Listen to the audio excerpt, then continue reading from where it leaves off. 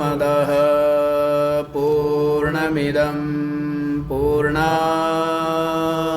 पूर्णमुदच्यते पूर्णस्य पूर्णमादाय पूर्णमेवावशिष्यते। ॐ शान्तिः शान्तिः। ॐ सहना भवतु सहनौ भुनक्तु सह वीर्यं करवावहै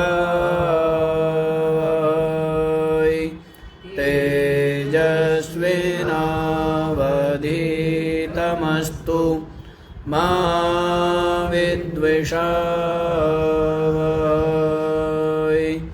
ॐ शान्तिः शान्तिः।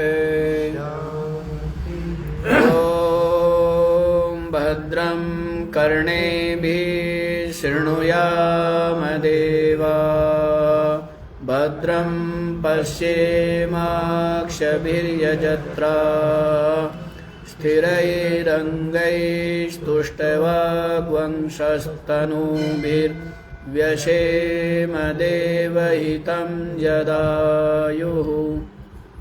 स्वस्ति नः इन्द्रो वृद्धश्रवा स्वस्ति नः पूषा विश्ववेदा स्वस्ति नस्तारक्ष्यो अरिष्टनेमि स्वस्ति नो बृहस्पतिर्दधातु।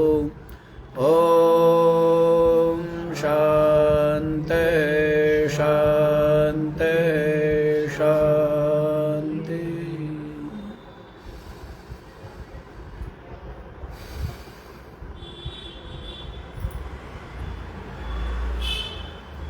हाँ जी, एक काम बोला हुआ है कि खाली शांति शांति बोल दिया करो और बाकी मंत्र के तो बनेंगे पंडित और शांति बोली नहीं जाती। लास्ट में एक शांति छोड़ता हूँ कि कम से कम उसको तो बोल लेंगे, तो वो ही नहीं बोल पाते और फिर कहते कि जी हमें पढ़ाओ। क्या पढ़ाए तुम्हें? ऐसे ऐसे तो विचित्र काम करते हो।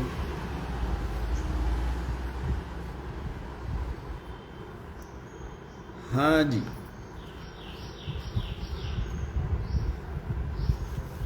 तो क्या विचार चल रहा है?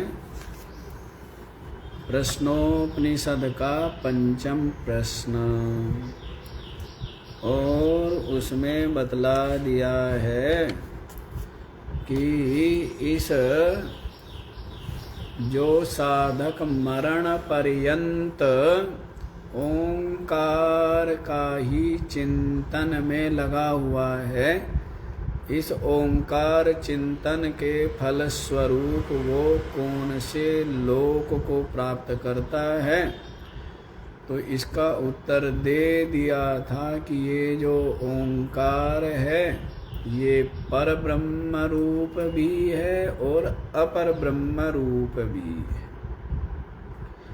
जो साधक ओंकार का पर ब्रह्म रूप से चिंतन करता है उसको पर ब्रह्म रूप अपनी आत्मा की प्राप्ति होती है, और जो अपर ब्रह्म रूप से ओंकार का चिंतन करता है तो उसको अपर ब्रह्म की प्राप्ति होती है। तो ये बतला दिया है। फिर ओंकार की एक एक मात्रा का बताया है कि ओंकार की जो प्रथम मात्रा, एक मात्रा की प्रधानता से ओंकार का चिंतन करता है तो वो शीघ्र ही इस पृथ्वी को प्राप्त होकर मनुष्य शरीर को प्राप्त कर लेता है, और यहाँ पर तप, ब्रह्मचर्य और श्रद्धा से युक्त होकर महिमा का अनुभव करता है। और जो दूसरा साधक ओंकार की दो मात्रा की प्रधानता से चिंतन करता है तो उसको यजुर्वेद की जो ऋचाएँ है वो उसको सोमलोक में लेके जाती है, स्वर्ग में लेकर के जाती है। और वो स्वर्ग में जा कर के क्या करता है, वहाँ पर महिमा का अनुभव करता है और फिर वापस इसी पृथ्वी पर मनुष्य शरीर में लौट आता है। तीसरा जो साधक है, जो ओंकार की तीनों मात्राओं के द्वारा जो चिंतन करता है, तो उसको बता दिया है कि वो पापों से मुक्त हो जाता है। जिस प्रकार सर्प अपनी जो जीर्ण त्वचा है केचुली, उससे मुक्त हो जाता है अनायास ही, बिना कष्ट पाए, बिना कोई कष्ट पाए अनायास ही सर्प से केचुली अलग हो जाती है। इसी प्रकार वह साधक संपूर्ण पापों से मुक्त हो जाता है और साम वेद की ऋचाएँ उसको ब्रह्मलोक में लेकर के जाती है, हिरण्यगर्भ के लोक में लेकर के जाती है। और वहाँ पर वह क्या करता है, जो परे से परे और जो अक्षर ब्रह्म है हृदय में स्थित, उसका आत्म रूप से अनुभव कर लेता है और मुक्त हो जाता है।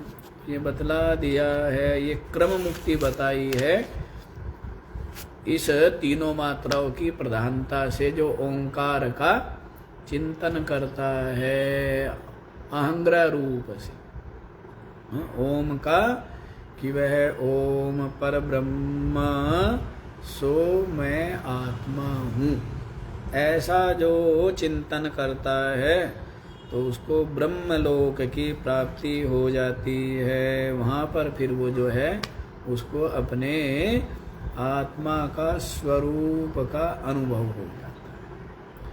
अब आप लोग छठा मंत्र देख लीजिए।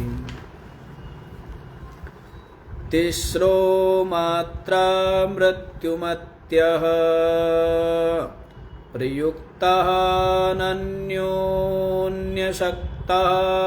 अनविप्रयुक्तः क्रियासु बाह्याभ्यन्तरमध्यमासु सम्यक् प्रयुक्तासु न कम्पते ज्ञः। तिस्रः मात्रा मृत्युमत्यः प्रयुक्तः अन्योन्यशक्ता अनविप्रयुक्तः क्रियासु बाह्याभ्यन्तरमध्यमासु सम्यक् प्रयुक्तासु न कम्पते ज्ञः। कान बंद करने पड़ेंगे, इतनी जोर की आवाज आ रही है ना, हमें कान बंद करने पड़ेंगे। लगातार बोलना पड़ता है जी, 1 घंटा क्या करें, गला दुखने लग जाता है?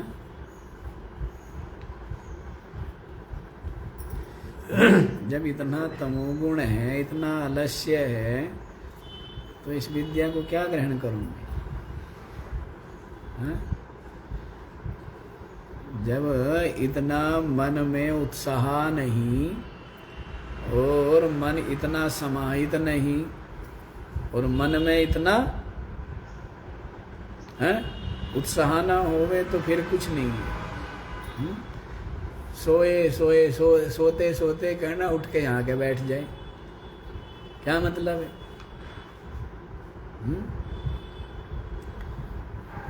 सुन रहे हो वेदों का भी जो सार निचोड़ उपनिषद, और उसमें भी यूँ जैसे किसी ने पीट करके और जबरदस्ती बैठा दिए हो, हैं? कहना तुम्हारे में तो उत्साह है ही नहीं, रहा सहा जो मेरे में वो मेरा भी खत्म कर दोगे, हैं? तुम्हारे में तो है ही नहीं, पर मेरा भी खत्म कर दोगे कि फिर हम भी, हैं? वैसे ही जैसे अन्य वक्ता होते हैं कि बस बात कहने की कह दी और फिर वही चाय पकौड़ी या नमकीन बिस्किट, हैं? तो ये विद्या इतनी साधारण नहीं है, इसमें उतरना पड़ता है, इसमें स्थित हो करके तब ये कही भी जाती है। तो साधारण बातें थोड़ा होती हैं। और सुबह सुबह का समय और सुबह सुबह ही आके तमोगुण घेर ले, सुबह सुबह ही तमोगुण घेर रहा है, फिर क्या होगा? दोपहर में क्या होगा? रात को क्या होगा? हैं? इसमें उत्साह नहीं रहता है ना सुनाने का।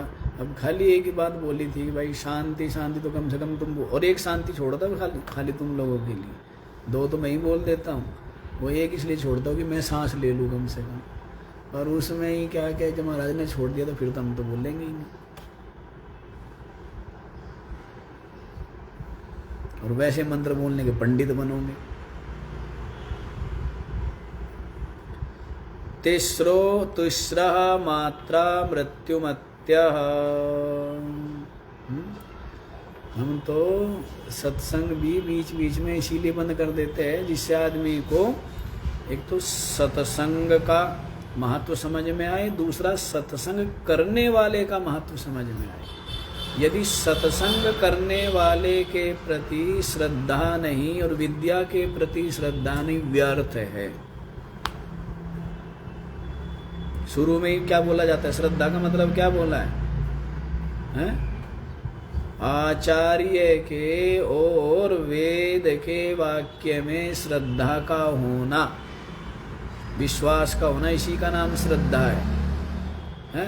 और इसी के द्वारा वस्तु की उपलब्धि होती है। क्या पढ़ा विवेक चूड़ामणि?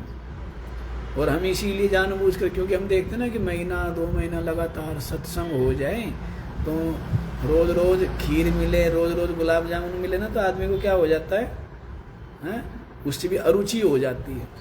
तो हम तो समझते हैं, तो इसीलिए हम क्या बीच बीच में बंद कर देते हैं कि कम से कम महीना 2 महीना। पर आप लोग भी इतने पक्के हो कि 4 महीना भी बंद हो जाओ, ये नहीं कहेंगे महाराज आप शुरू कर दो। क्या ठीक है जी, हैं? तुम देखते हैं कि कम से कम वो प्यास हो, वो भूख हो। बाहर भी इसीलिए नहीं, हमारे तो रोज निमंत्रण रहते, रोज कार्डों पे नाम छपे रहते, हम क्यों नहीं जाते? इसलिए नहीं जाते क्योंकि हम, जब आदमी को बहुत ज्यादा, जहाँ 99% हमारी जो बुलाते हैं वहाँ नहीं जाते, हमें 100% जहाँ जाना होता है केवल वहाँ जाते हैं। 99% तक तो मैं पता नहीं कितनी जगह बुलाते हैं, 80, 85, 90, 95 की तो हम बात ही नहीं करते। 99% भी जहाँ हमारी जरूरत होती है वहाँ हम नहीं जाते, जहाँ पूरी 100% पे जाना ही पड़ेगा। तब क्यों? क्योंकि उससे वो बना रहे, वो प्यास है, वो जिज्ञासा, वो भूख, वो तड़प, वो व्याकुलता, क्योंकि उसके बिना कुछ नहीं। इसलिए शास्त्र के प्रति और जो शास्त्र का उपदेष्टा आचार्य है उनके प्रति क्या हो? श्रद्धा हो। और कहाँ तक बोला है कि ईश्वर से भी अधिक हो। क्या बोला है? हैं? कि ईश्वर से भी अधिक श्रद्धा किसमें होनी चाहिए? जो शास्त्र का उपदेष्टा गुरु है, आचार्य, उसमें होनी चाहिए, है ना? तो तभी ये विद्या हृदय में स्थान पाएगी और तभी इसका लाभ ले पाएंगे, अन्यथा ऐसे रहोगे कि जैसे वर्षा में और फिर भी सूखे हैं, गंगा किनारे और फिर भी प्यासे, है ना। ऐसा आपके साथ में हो जाए। तिस्रः मात्रा मृत्युमत्यः, तीनों की ये तीनों मात्राएं जो है अ, उ और म, ये तीनों मात्राएं क्या है, मृत्युमत्यः, मृत्यु से ही युक्त है, मृत्युमान ही है। अर्थात तीनों मात्राओं के द्वारा जो प्राप्त होता है वो भी क्या है, वो मृत्यु संयुक्त ही है, मृत्यु से परे नहीं है ना। तो तीनों की तीनों मात्राएं क्या बताई है, मृत्युमान बताई। और प्रयुक्ता, और वे क्या है, वे तीनों की तीनों मात्राएं ओंकार की क्या होती है, अनेकों प्रकार से प्रयुक्त होती है। साधक लोग भिन्न भिन्न प्रकार से इनका क्या करते हैं, ध्यान करते हैं, चिंतन करते हैं। तो इसलिए कह दिया है प्रयुक्ता। तो क्या होती है, ये ध्यान की क्रियाओं में प्रयुक्त होती है तीनों मात्राएं। अन्योन्य सत्ता, और ये क्या है, एक दूसरे से संबद्ध है, एक दूसरे से जुड़ी हुई।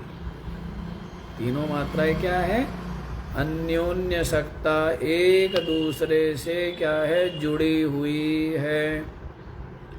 और अनविप्रयुक्त, और क्या है, ये इनका जो प्रयोग है वो विपरीत नहीं हो सकता, विपरीत क्रम से इनका प्रयोग नहीं हो सकता। अ उ मा है ना, तो ऐसे ही इनका प्रयोग है। कैसे वो बता रहे हैं यार, तो अनविप्रयुक्ता क्रियासु, क्रियाओं में इनका जो प्रयोग है ना, वो विपरीत प्रयोग नहीं होता है, इसीलिए कह दिया है अनविप्रयुक्ता। और बाह्याभ्यंतर मध्यमासु, देखो बाह्य, आभ्यंतर और मध्यम। बाह्य है ये जगत, आभ्यंतर है सुषुप्ति, और मध्यम में आ जाता है स्वप्न।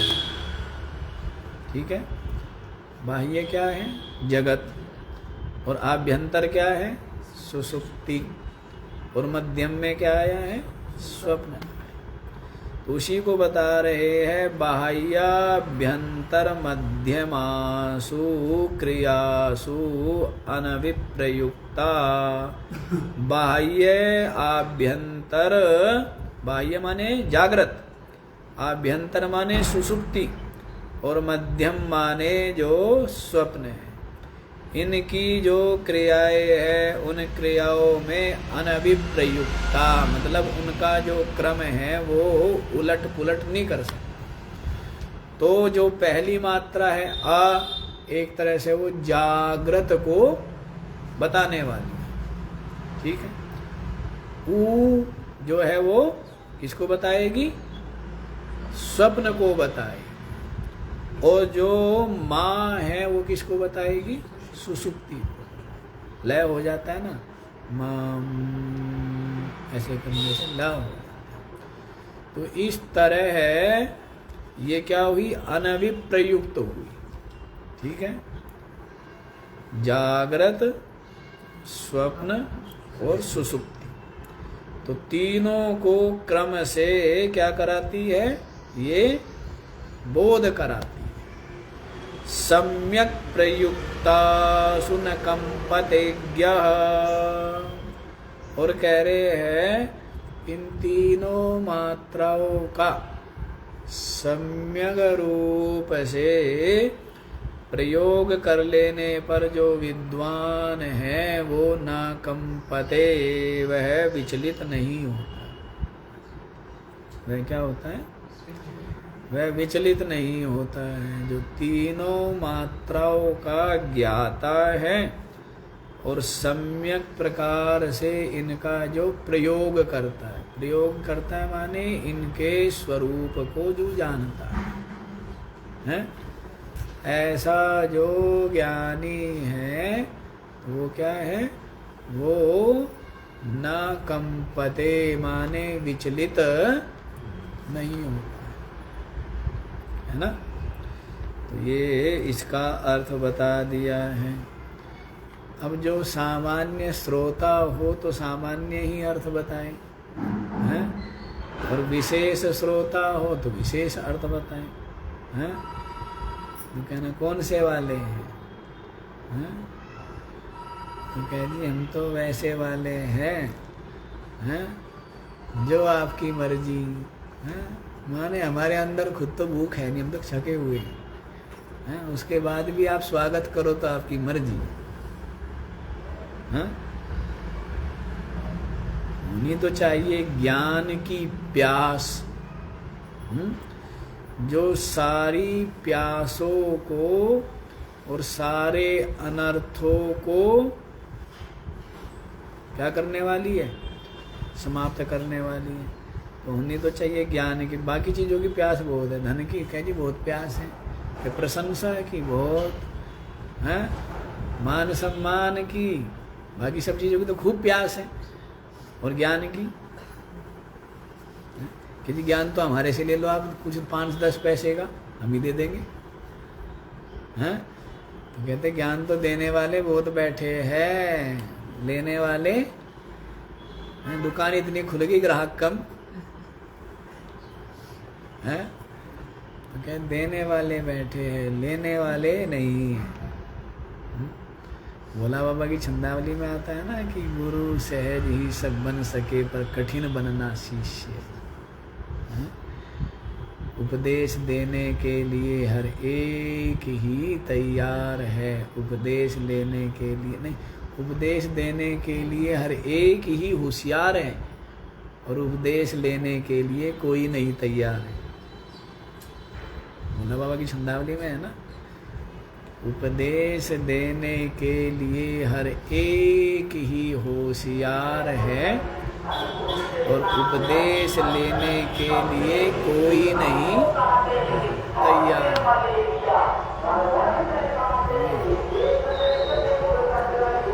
इसलिए ठीक है, इतना ही अर्थ ठीक है। अब आप इसका भाष्य भी देख लो। तीसरा त्रिसंख्या का अकारोकार मकाराख्या ओंकारस्य मात्रा, तीन संख्या वाली, तीन संख्या है। कौन कौन सी? अकार उकार मकार नाम वाली ओंकारस्य मात्रा, ओंकार की ये तीन मात्रा है। ये तीनों जो मात्राएं है मृत्युमत्य, मृत्यु से ही संयुक्त है। मृत्युर्यासाम विद्यते ता मृत्युमत्य, मृत्यु जिसकी विराजमान है, विद्यमान है, उनको क्या कहते हैं? मृत्युमत्य माने मृत्युमान, जो मृत्यु से युक्त है ना, मृत्यु में ही है जो। तो ये तीनों मात्राएं जो है वो किसमें है? मृत्यु में ही।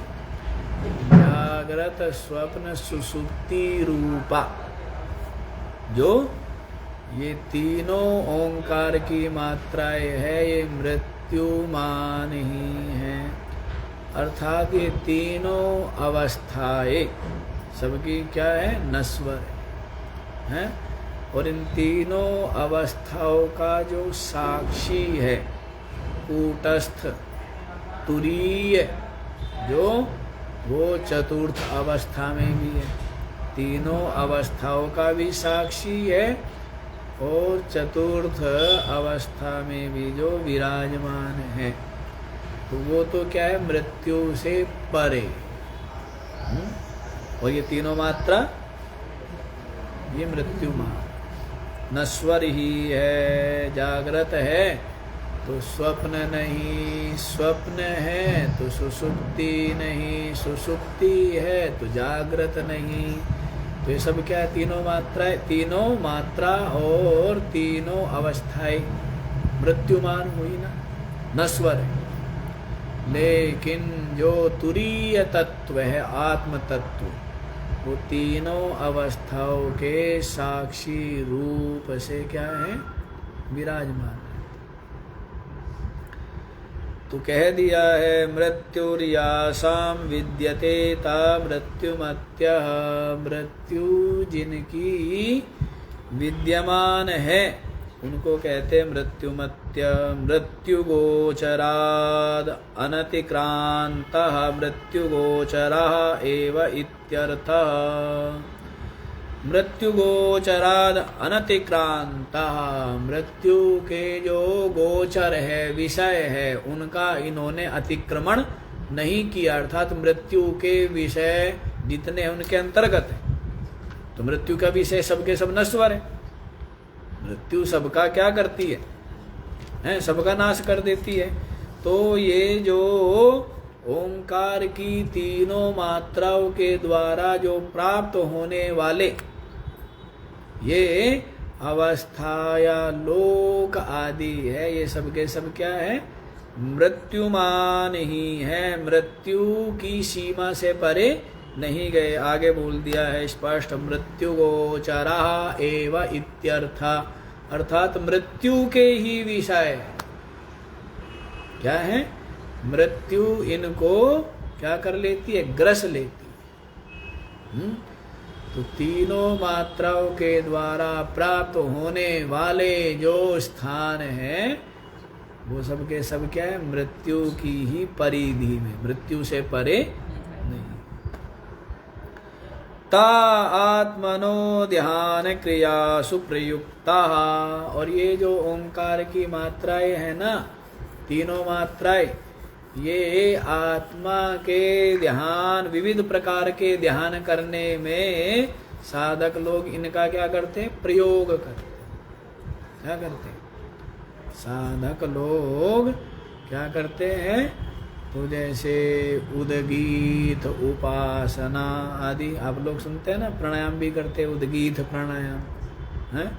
तो उसमें क्या, श्वास भर के उच्च स्वर में क्या करते हैं, ओंकार का बहुत यावत श्वास क्या करते हैं, उच्चारण करते। तो उसको क्या बोलेंगे, तो उसको बोल देते उदगीत प्राणायाम। तो ये सब करने से क्या होता है, जो आत्मा के ध्यान करने में साधक लोग इनका प्रयोग करते, ओंकार की मात्रा है ना। इसीलिए कह दिया है शब्द प्रयुक्ता, शब्द क्या आया है, प्रयुक्त। तहा, वे जो ओंकार की मात्राएं है, आत्मनो ध्यान क्रिया सुप्रयुक्ता, आत्मा के ध्यान की क्रियाओं में क्या होती है, प्रयुक्त होती है। किंच, और क्या कहे जी, अन्योन्य सक्ता इतरेतर संबद्धा। अन्योन्य सक्ता माने एक दूसरे से क्या है, संबद्ध है, जुड़ी हुई।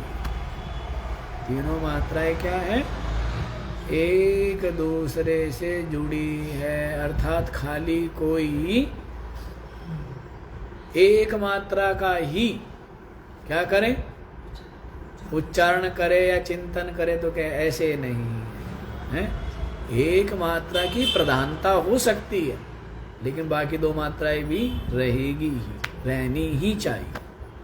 ठीक है, कोई प्रथम मात्रा की प्रधानता से चिंतन करता है, कोई द्वितीय मात्रा की प्रधानता से चिंतन करता है, और कोई तृतीय मात्रा की प्रधानता से चिंतन करता है। लेकिन ऐसे नहीं कि खाली आ का ही उच्चारण चिंतन करे या ऊ का ही उच्चारण चिंतन करे या माँ का ही उच्चारण और चिंतन करे तो वो नहीं है, क्योंकि ये तीनों मात्राएं मिलकर के ही क्या बना है, ओम बना है ना। और अलग अलग तो क्या है, अलग अलग तो कुछ नहीं, अलग अलग तो क्या रह गई, ये सामान्य मात्रा रह गई है। और तीनों एक साथ जुड़ती है तो तब क्या कहलाती है, ओम। इसीलिए कह दिया है इतरेतर संबद्धा, एक दूसरे से संबद्ध है, जुड़ी है। अनविप्रयुक्ता विशेषण एकैक विषय एव प्रयुक्ता विप्रयुक्ता। अनविप्रयुक्ता का मतलब विशेषेण एकैक विषय एव प्रयुक्ता, विशेष रूप से एक एक विषय के लिए प्रयुक्त होती है। आ मात्रा जागृत के लिए, ऊ मात्रा स्वप्न के लिए और मा मात्रा सुषुप्ति। तो विशेषेण एकैक विषय एव प्रयुक्ता, विशेष रूप से एक एक विषय के लिए प्रयुक्त होने से क्या कहेंगे इसको, विप्रयुक्ता, विप्रयुक्त है। और न तथा विप्रयुक्ता अविप्रयुक्ता, और जो इस प्रकार से प्रयुक्त नहीं है तो उसको क्या कहेंगे, अविप्रयुक्ता। अब शब्द बता रहे, शब्द की व्याख्या। शब्द क्या है, अनविप्रयुक्ता शब्द है ना, तो उसका अर्थ कर दिया विशेषेण एकैक विषय एव प्रयुक्ता, विशेष रूप से एक एक विषय के लिए जो ये मात्रा प्रयुक्त होती है, इसीलिए क्या कह दिया, विप्रयुक्त। अब शब्द पकड़ो, न तथा विप्रयुक्ता अविप्रयुक्ता, और जो इस प्रकार से जिनका प्रयोग नहीं होता है तो उसको क्या कहेंगे, अविप्रयुक्ता।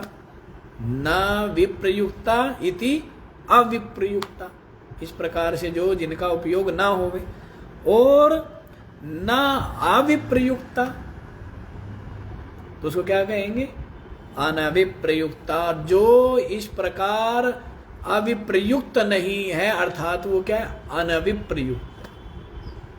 समझ आई बात, नहीं समझ आई, नहीं समझ आई है ना। तो क्या कहेंगे, हैं, जैसे कहेंगे सुख कहा है, और फिर सुख का उल्टा क्या हो गया, असुख। सुख का उल्टा क्या हो गया, असुख। और असुख का भी उल्टा क्या हो गया, है, अनासुख। अनासुख, समझ आया।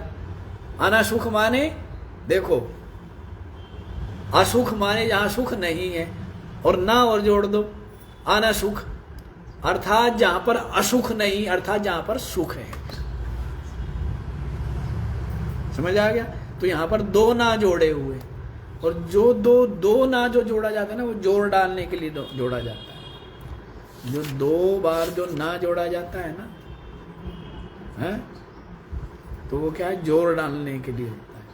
अरे इस काम को बिल्कुल मत भूल जाना, जैसे कह दिया ना, क्या बोला है, सर्वे भवन्तु सुखिनो कह दिया। फिर ये क्यों कहा लास्ट में, माँ कश्चित दुख भाग भवेत, है, वो इसीलिए बोला। देखो दुख भी क्या है, सुख का उल्टा है, और माँ और जोड़ दिया है, तो दो हो गए ना। तो दो जहां जोड़े जाते हैं ना, तो वो विशेष जोड़ डालने के लिए कि बाकी चीजें चलेगी, लेकिन कोई भी दुखी ना हो, सभी सुखी हो, सामान्य सी बात। और फिर कोई भी दुखी ना हो, ये क्या होगी, वो जोड़ डाल करके बात कही जा रही है ना। तो वैसे यहाँ पर कह दिया है, सीधा ही कह सकते थे विप्रयुक्ता, शब्द विप्रयुक्ता ही है, लेकिन विप्रयुक्ता का उल्टा हो गया अविप्रयुक्ता, उसका भी उल्टा हो गया अनविप्रयुक्ता। समझ आया? जैसे शब्द आपने सुना होगा, नाकम सुना, नाकम है, नाकम स्वर्ग को कहते हैं। इसको कहते हैं नाक, ये वाला नाक नहीं, नाक किसको कहते हैं? स्वर्ग को। तो नाक कैसे शब्द बना? का माने कम माने सुखम, कम का मतलब सुख होता है, स्वर्ग होता है। और कम जहां पर नहीं है वो है अकम, अकम माने अर्थात जहां दुख है, सुख नहीं है वहां क्या है? दुख, अर्थात नरक। और एक और ना जोड़ दिया तो फिर वो क्या बन गया? नाकम, अर्थात जहां पर दुख बिल्कुल भी नहीं है वो क्या है? नाकम माने स्वर्ग, माने क्या होगा? तो दो हो गया ना, दो। सुख जहां नहीं वो क्या है? अकम। सुख का मतलब कम, और कम जहां नहीं है वो अकम, और अकम जहां नहीं है वो नाकम। तो वैसे यहां पर कर दिया है। न तथा विप्रयुक्ता अविप्रयुक्ता, जो इस प्रकार से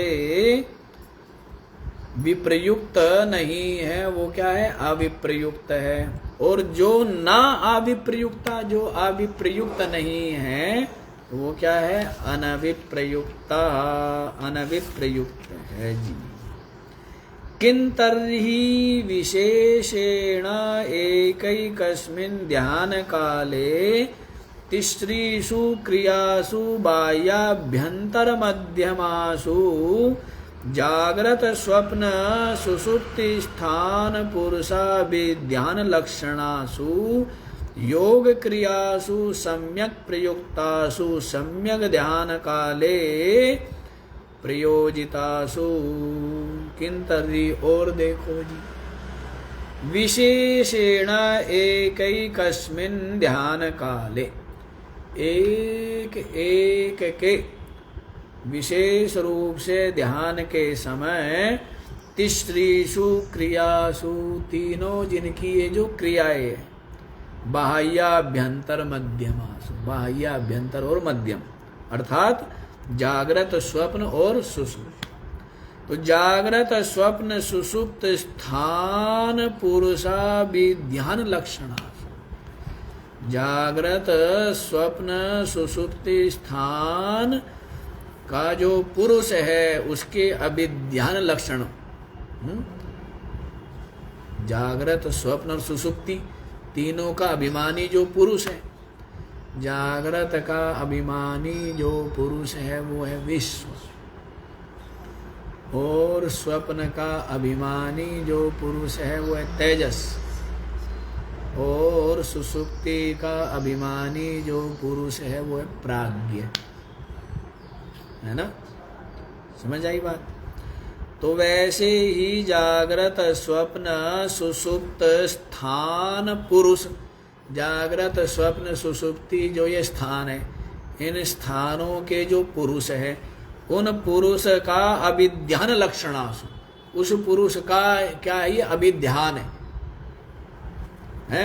उस पुरुष का क्या है? ये अभिध्यान।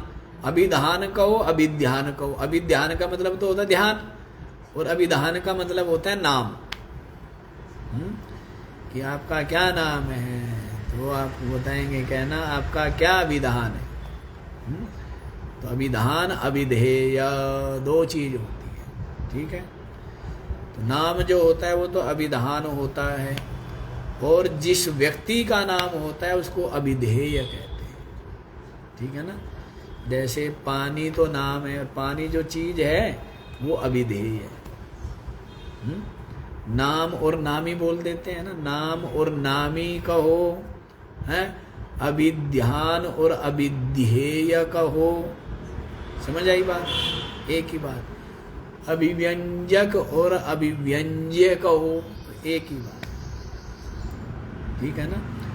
तो ये जो अभिध्यान तीनों मात्रा अमात्रा के द्वारा जागृत अवस्था का अभिमानी जो पुरुष है विश्व, उसका नाम क्या है? आ। समझ आया? मात्रा है।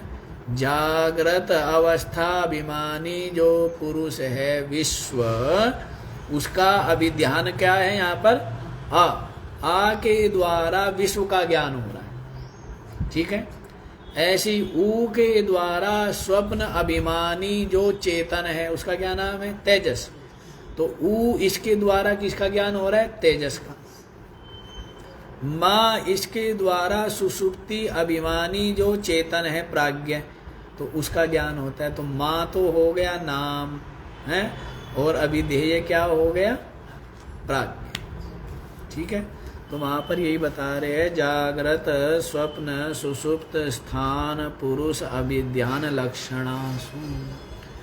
जागृत स्वप्न सुषुप्त स्थान के जो पुरुष है उनके अभिध्यान लक्षणासु, उनका विध्यान लक्षण रूप जो योग क्रिया, जो क्या है?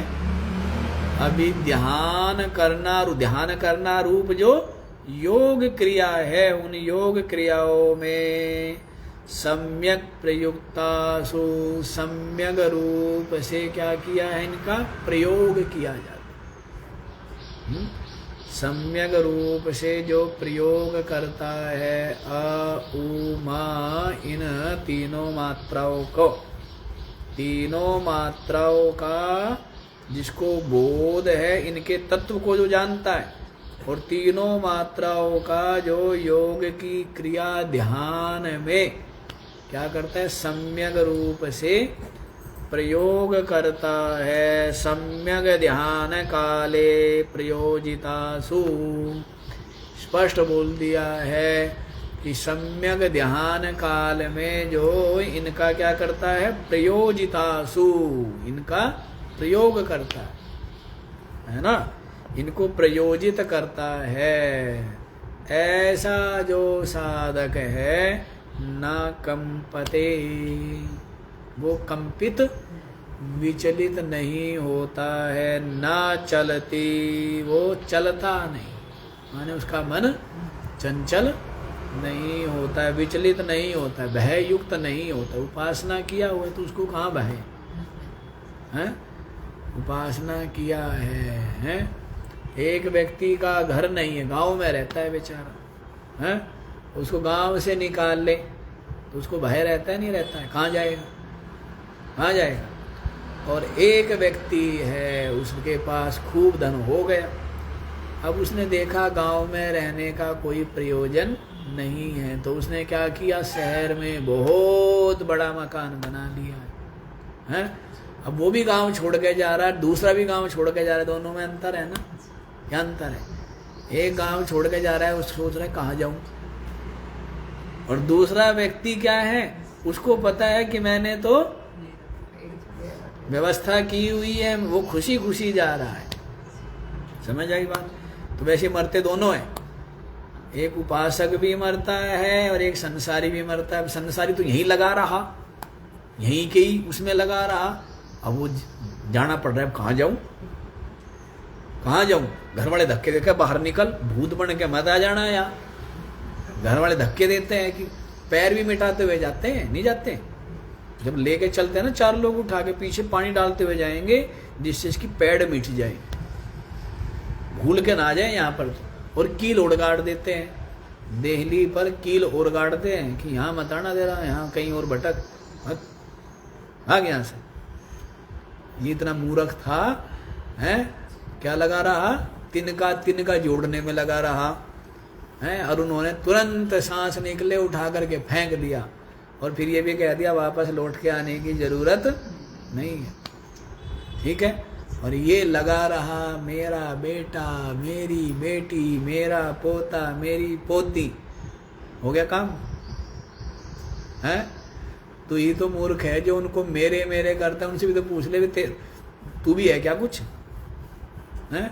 वे कहते नहीं, हमारा परिवार का मतलब क्या है? हमारा पति, हमारी पत्नी, हमारे बच्चे। कहना बुढ़ा बुढ़ी तो कहना तुम कौन? बुढ़ा बुढ़ी उनके परिवार के सदस्य है क्या? बताओ, तुम उनके परिवार के सदस्य हो क्या? तुम्हें वे अपने परिवार के गिनते ही नहीं। अपने बच्चे बतावे,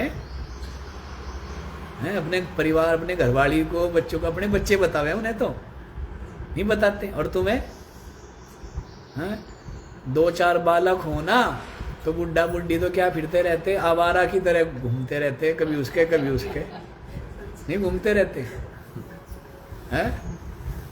ये स्थिति होती है, ये है ये दुनिया, कोई मतलब नहीं है ना, तुम ही मूर्ख बन रहे हो हैं। जैसे पानी नीचे को बहता है ना, वैसे मोह नीचे को बहता है। तुम्हारा मोह है अपनी संतान, अपने माँ बाप से तुम्हें भी मतलब नहीं था, वो तो एक संस्कार है ना, अच्छे संगति की, इसलिए माँ बाप का समाज के हैं लोक लाज के नाते या एक संस्कार के नाते सेवा करता है, अन्यथा मतलब कुछ नहीं है। क्यों निचोड़ लिया जो कुछ निचोड़, अब बुढ़ा बुढ़ी में से कुछ निकलेगा तो है नहीं, निचोड़ लिए पहले, जो कुछ निकालना था निकाल लिया। अब संतान से ये रहता है इनसे तो निकलेगा, मेरा नाम करेंगे, मेरी सेवा करेंगे, हैं मेरे सम्मान करेंगे, उनसे तो बहुत आशा है। तुम्हारे से आशा है कुछ? तुम्हारे से कोई ना आशा ना कोई स्वार्थ, तुम हो रस निकाले हुए गन्ने की खोई, ठीक है ना, निचोड़ा हुआ छिलका हो तुम लोग, नहीं हो। हाँ, सच तो बात देखो ये है, भली लगे चाहे बुरी लगे, सत्य बात है। उनके परिवार के अंतर्गत आपकी गणना नहीं है, उनका परिवार तो अलग है, उसमें आते हैं पति पत्नी और बच्चे।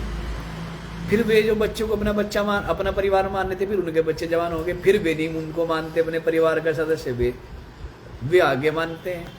तो ये जो पहले वाले थे मूर्खी बने रहे ना, अपना कर्तव्य करो ठीक है, लेकिन आशा मत करो, ठीक है, अपना कर्तव्य करो और आशा बिल्कुल मत रखो, मोह बिल्कुल मत रखो।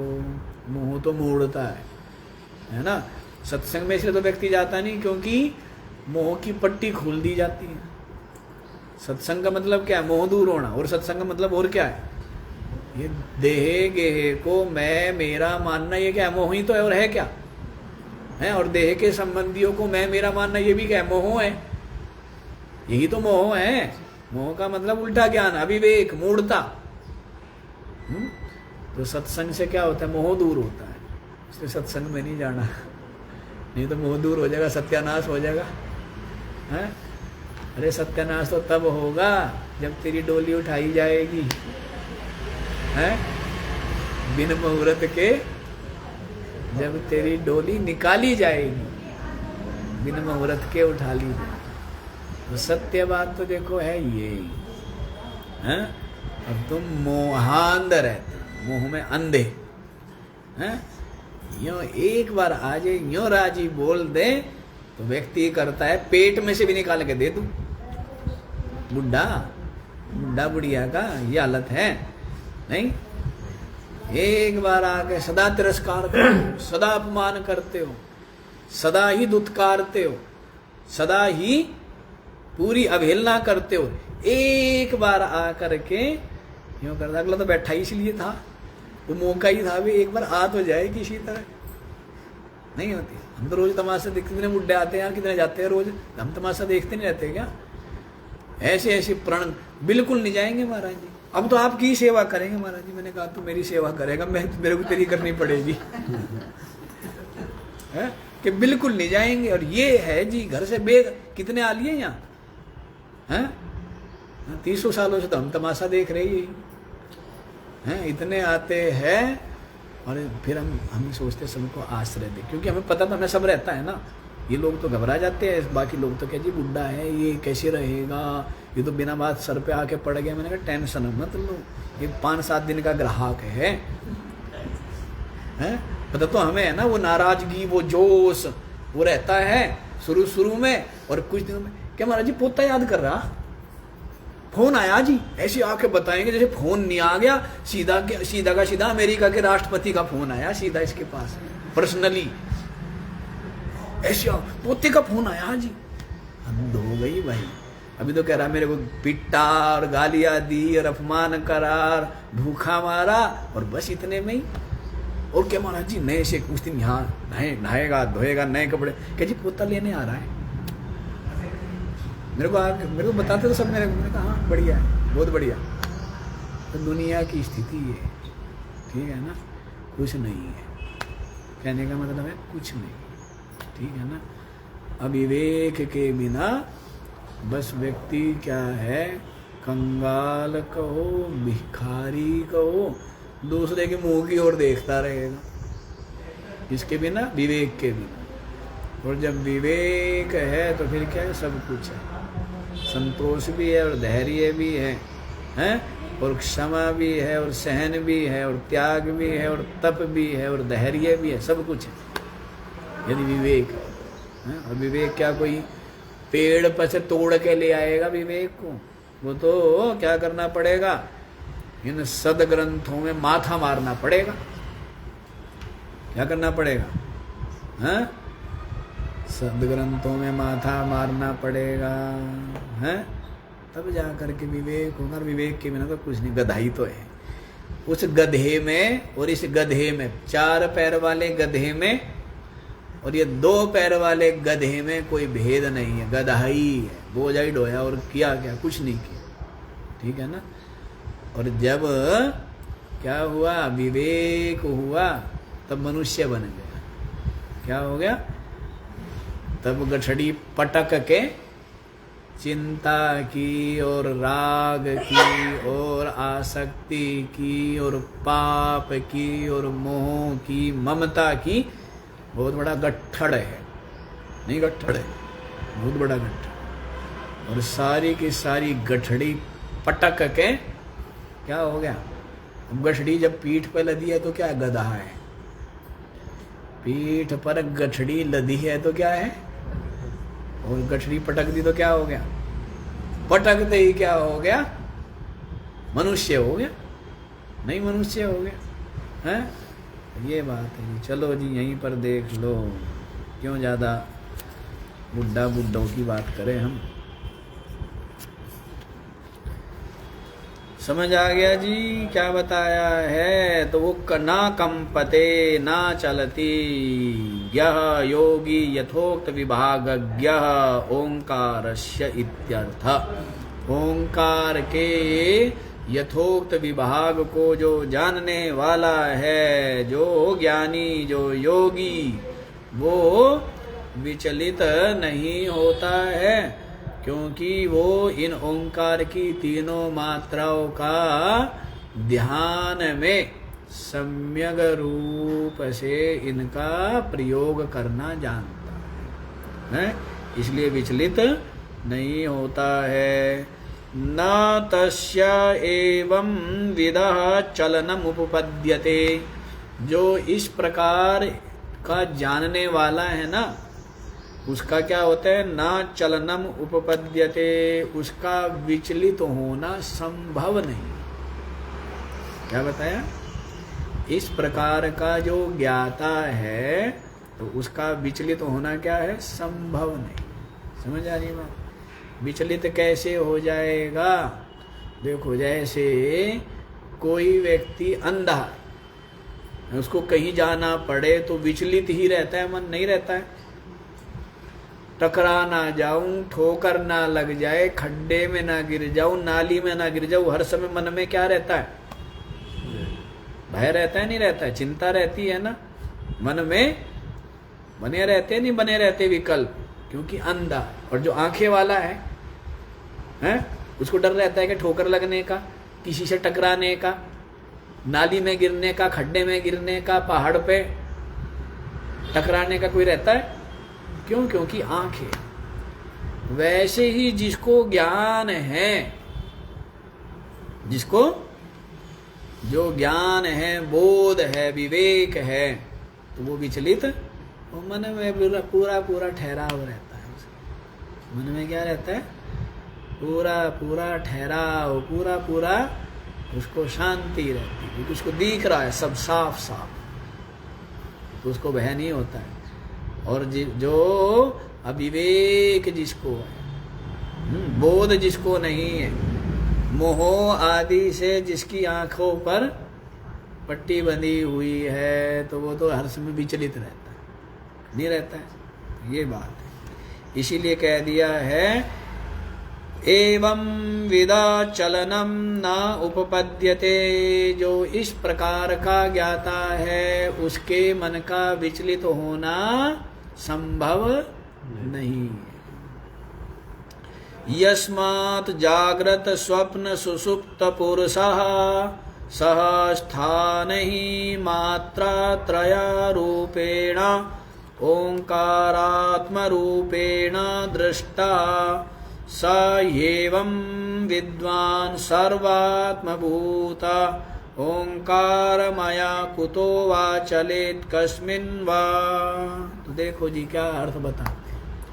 यस्मात् जिसलिए जागृत स्वप्न सुषुप्त पुरुषः, जागृत स्वप्न सुषुप्त जो पुरुष है, सह स्थान ही स्थानों के सहित, क्या स्थानों के सहित मात्रा त्रय रूपेण, तीनों मात्रा रूप जो ओंकारात्म रूपेण, ओंकारात्म रूप जो क्या ओंकारात्म रूप जो तीन मात्रा रूप जागृत स्वप्न सुषुप्त स्थान रूप, इनको जो पुरुष जानता है, जो क्या है जानता है ना, तीनों स्थानों को जो देखा हुआ है, तीनों मात्रा, तीनों इनके स्थान जिसने देखे हुए है, जिस उपासक ने, स एवं विद्वान, यह इस प्रकार का जो विद्वान है, सर्वात्मभूत ओंकारमय, क्या देखता है कि सब कुछ ओंकार रूप परमात्मा ही है। सब कुछ क्या देखता है, संपूर्ण भूतों में ओंकार रूप जो परमात्मा है, उसको जो देखता है, कुतो वा चलेत, कहाँ वह चले, कहाँ वह जाए, जहाँ भी मन जाएगा। लोग लगे मन को एकाग्र करने में लग रहे, लगा रहे बेटे, लगा रहे हैं। और जिसको बोध है वो जानता है मन गया, कहाँ गया, वहां भी तो मैं ही हूँ। सब जगह किसको देखता है, जो सब जगह परमात्मा को देखता है, कहता है मन को जाने दे, हैं? ये कहना कान भींचो और नाक भींचो, हैं? तो जो अज्ञानी है तो वो करते उस प्रकार की साधना, लेकिन जो विद्वान है, जानता है ना, वो कहता मन चला गया, कहाँ गया बता दो, जहाँ गया कि स्वर्ग लोक पहुँच गया, तो वो भी क्या है, वो भी परमात्मा में ही है, वो भी क्या है, सब कुछ परमात्मा रूप है। कहना जा मन को छूट, जा भी जा, सब जगह जा, क्या दिक्कत है, कोई दिक्कत है? यूं बांध करके डालना, उसे क्या करना है, तो कोमा में चला ही जाता है मन, सुसुप्ति में जाता नहीं जाता है, बेहोशी में जाता है, कोमा में जाता है, भेज दो, हैं? तो इसलिए हमने बताया था यहाँ पर बहुत ज्यादा मन की एकाग्रता के लिए यत्न नहीं किया गया है, वो योग में है, और वो भी किस लिए है, कुछ सिद्धि आदि पाने के लिए, ठीक है ना। बहुत ज्यादा मन की एकाग्रता वो योग में उसका महत्व है, कुछ सिद्धि शक्ति सामर्थ्य पाने के लिए। ये ब्रह्म विचार करने के लिए थोड़ा सा ही चाहिए मन की एकाग्रता। थोड़ी सी एकाग्रता क्या है कि बाह्य विषयों से उपराम चित्त चाहिए, बस। जब बाह्य विषयों से उपराम है, जब राग नहीं है, तो मन अपने आप ही शांत है। बाह्य राग नहीं, द्वेष नहीं, तो अपने आप ही क्या है, हैं? खेलते खेलते और कूदते कूदते और नाचते नाचते और खाते खाते और पीते पीते और चलते चलते और दौड़ते दौड़ते भी मन क्या है, शांति नहीं, शांत है। जिसका बाह्य आसक्ति नहीं है, और बाह्य जिसका राग बना हुआ है, कितना ही ध्यान कर ले, मन में भरी पड़ी है तृष्णा कि करोड़पति बन जाऊं और अरबपति बन जाऊं और ये हो जाए और वो हो जाए और ये करना है और वो करना है और ये हो जाएगा और वो हो जाएगा, कितना ही ध्यान कर ले, होना क्या है उससे? तृष्णा तो जो की त्यों बनी हुई है, हैं? थोड़ी बहुत देर जबरदस्ती बांध भी लिया मन को, और फिर फिर वैसी तृष्णा, फिर वैसे ही विक्षेप नहीं। और जिसको बोध है तो उसकी निरंतर समाधि है ना। यत्र यत्र मनो याति तत्र तत्र समाधया है। देहाभिमाने गलिते विज्ञाते परमात्मनि। देहाभिमान जिसका गलित हो गया और परमात्मा को जिसने जान लिया तो उसके लिए कहा गया यत्र यत्र मनो याति तत्र तत्र समाधि। जहाँ जहाँ भी मन जाए वहीं समाधि है। वो नहीं मन के रोकने रखने के चक्कर में पड़ता, ठीक है ना। ये मन को रोकने भागने की जो कसरत है वो नहीं करता है। ऐसी कसरत फिजूल की कसरत है ना। फिजूल की कसरत करके क्या लाभ। कसरत क्या करनी है, विवेक पूर्वक विचार पूर्वक। जो अनात्मा है, जो नाशवान है, जो दुख रूप है, जो बंधन रूप है, उसकी जो आसक्ति है उसका त्याग करना, ये है पुरुषार्थ, ठीक है ना। ये तो करना नहीं और बाकी कुछ ही करा लो, बाकी सब काम कर लेंगे।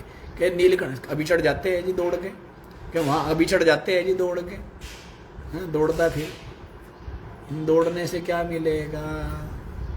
दौड़ने से कुछ मिलेगा क्या, बैठने से मिलेगा। इससे मिलेगा, बैठने से मिलेगा। जितना बैठेगा उतना ही मन भी अपने आप क्या हो जाएगा, उपराम होता जाएगा। और बाहर से उपराम हो गया, यही समाधि है कि विषयों की चाह नहीं, उनकी प्राप्ति, उनके सेवन, उनके रक्षण, उनकी वृद्धि की चाह नहीं है तो यतन भी नहीं है, हैं? तो सदा ही निर्भय, सदा ही निश्चिंत है, सदा ही मन समाहित है और सदा ही समाधि है। सदा ही क्या है, सहज समाधि का है ना।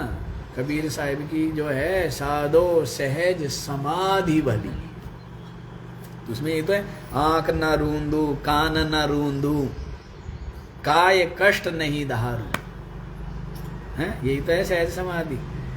न तो आंख बंद करूं न कान बंद करूं, हैं? खुले नैन निहारू। खुले नैन भी समाधि है। खुले नैन क्या है, समाधि है। क्यों? क्योंकि जो जान रहा है नाम रूप आकार प्रकार सबके सब कल्पित, सबके सब मिथ्या हैं, सबके सब क्या है, छाया मात्र आभास रूप स्वप्न सदृश हैं, एक सच्चिदानंद परिपूर्ण।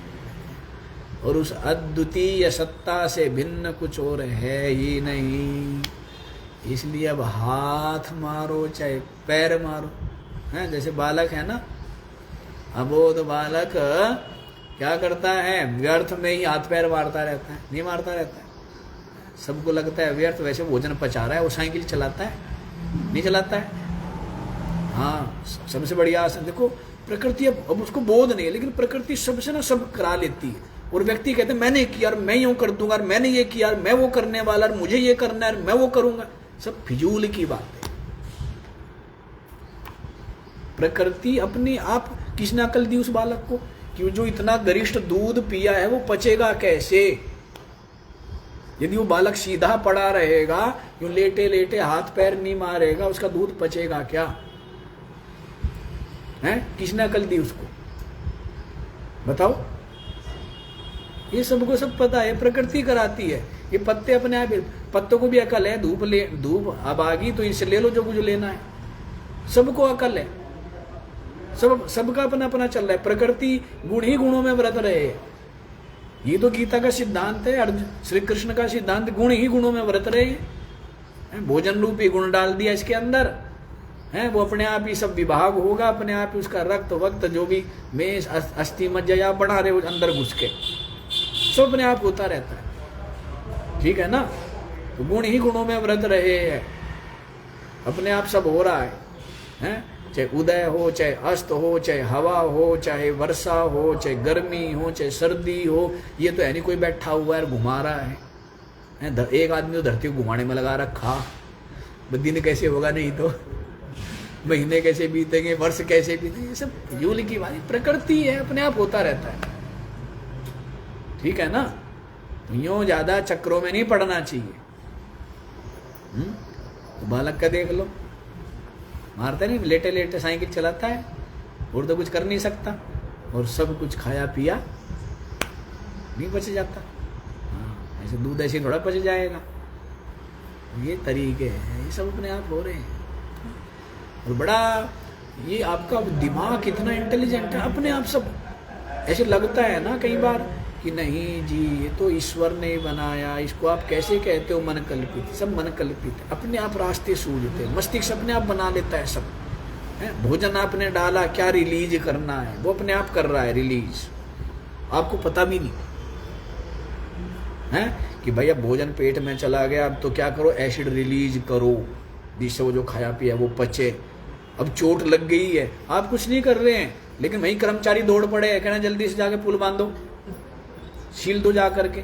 अब डॉक्टर तो क्या सीलेगा, वहां तुरंत सीलने चले जाते नहीं चले जाते, असंख्य कर्मचारी चले जाते, सब अपने आप होता रहता।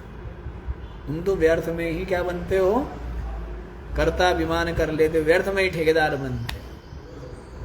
ठीक है ना, सब अपने आप हो रहा है। सब तमाशा तो मस्तिष्क इतना हमें लग गया, देखो जी महाराज जी कितनी सूक्ष्म सूक्ष्म है, बड़ी आंत, छोटी आंत, हार्ट, ये सब अपने आप हो जाते हैं। जैसे कोई आदमी ने घर बनाया तो घर में कमियां रहती, फिर वो दूर करता रहता नहीं करता रहता है। भाई प्रकाश की कमी रहेगी, भाई खिड़की खोलो, भाई सीढ़ी भी चढ़नी थी, सीढ़ी चढ़ाओ, हाँ भाई ये भी चाहिए था सामान रखने के लिए, तो वो बनाओ। तो वैसे ही मस्तिष्क ने सब बना दिया शरीर में, और वैसे ही बना दिया ये संसार में। और आप सोचे बैठे हो कि कोई बनाने वाला,